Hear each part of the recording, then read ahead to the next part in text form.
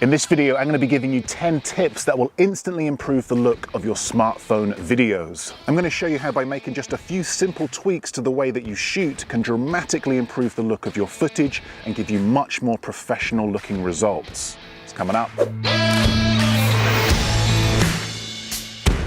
Hey everyone, Steve here from Learn Online Video, and today I'm at this incredible location on the Cornish coast in the southwest of England, where I'm going to be giving you 10 tips to help you improve the look of your smartphone videos. I'm going to be giving you tips on how to shoot your footage, as well as tips on editing with music and sound effects. Today's video is sponsored by Epidemic Sound. This is where I'm going to be getting all of my music and sound effects for today's video. So let's jump straight into tip number 1, camera angles. Try to avoid shooting at eye level. This is the most common angle that people use, and it's not particularly exciting. So make your footage stand out by mixing up your camera angles. Try lowering your camera to get it closer to the ground. This will instantly create a much more interesting perspective. Just look at the difference between these two shots. Try shots pointing down. Top-down shots are a great way to make your footage stand out. Try shots pointing up. This is an often overlooked angle that delivers incredibly dramatic results.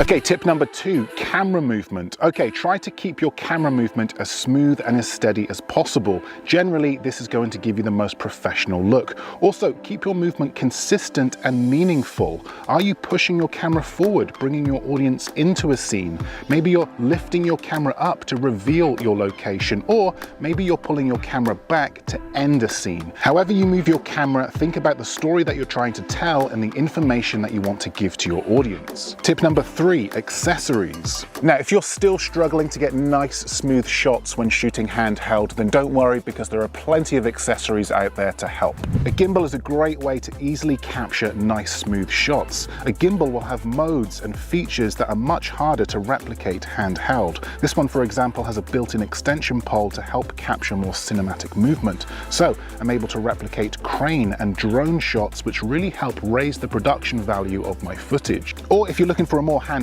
look, then a cage like this one here is a great option. It allows you to take your hands off your camera while shooting, plus offers the ability to add accessories like a microphone or a light. Also, lenses and filters are another great way to level up your videos. These will help minimize glare and reflections. They'll also help enhance colors. Now, don't get me wrong, it's totally possible to capture great looking footage without all of these accessories, but quite often they come in extremely handy and they allow you to capture those shots much quicker and easier. As always, all accessories used in this video will be linked in the description below. Okay, tip number 4, slow motion. Slow motion is by far one of the best ways to make your footage stand out. Not only does it help smooth out your footage, particularly when shooting handheld, but it also allows your audience to take in more information. Take these crashing waves, for example. This shot looks okay, but now let's shoot it again, this time in slow motion. I'm switching to 120 frames per second, and this is the result. A shot that plays at 25% speed.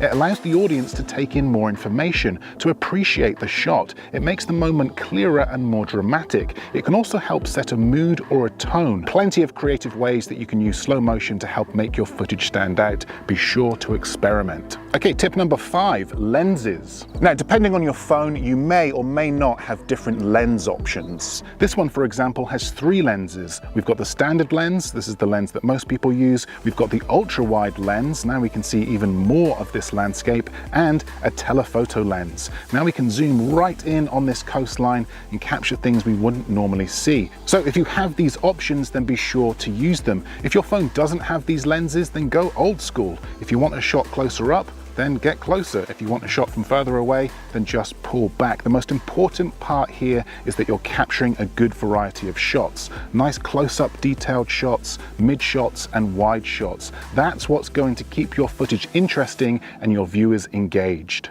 Tip number 6, music and sound effects. The difference simply adding music and sound effects can make to your footage is huge. Take this shot here, for example. It looks okay, but the audio is terrible. So I'm going to swap out this horrible wind noise with something a little less distracting, add a soft layer of music, and add a sound of some waves crashing. Let's take a listen.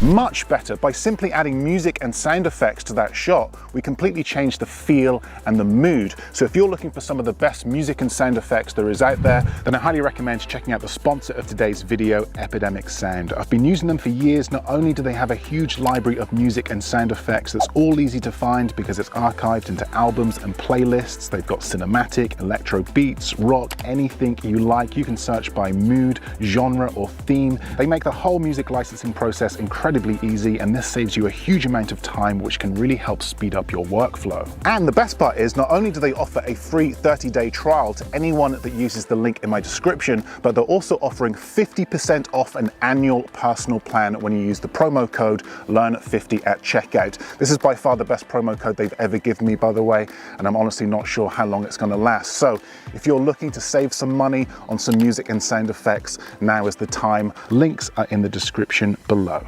Okay, let's talk about camera phone features, because depending on what phone you have will depend on what features you have. This phone, for example, the iPhone 13 Pro Max, has cinematic mode. This will allow me to select my focal point and it will then blur out the background to give it a much more filmic look. This mode replicates a shallow depth of field, not something usually associated with smartphone footage, so a great way to increase the production value of my footage. We also have time-lapse mode. This is another great way to add movement to your shots. It's important that you keep your camera nice and still for this. I don't have a tripod with me today, so I'm going to attach my phone to my gimbal, rest it against my camera bag, and hit record. This is the result.